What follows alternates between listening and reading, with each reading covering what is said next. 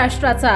नमस्कार, मी सुद्धा संध्या लाईव्ह मध्ये आपल्या सगळ्यांचं स्वागत। भरधाव ट्रकने मागून धडक दिल्याने दुचाकीस्वार युवक ठार झाल्याची घटना आज टाकेघोटी गावाजवळ घडली।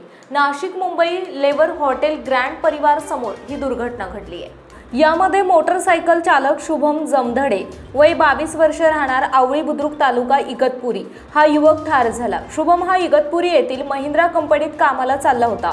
नाशिकहून मुंबईच्या दिशेने जात असताना मागून आलेल्या भरधाव ट्रकने त्याला धडक दिली। यामुळे तो खाली पडल्याने त्याच्या अंगावरून ट्रकचे चाक गेल्याने तो जागीच ठार झाला।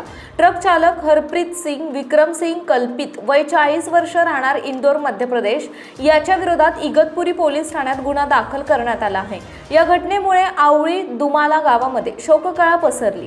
प्रतिनिधी मंगेश पाटे। ताज्या आणि महत्त्वपूर्ण बातम्या पाहण्यासाठी आजच आमच्या संध्या लाईव्ह न्यूज चॅनलला YouTube वर सबस्क्राइब करा आणि बेल आयकॉन प्रेस करा।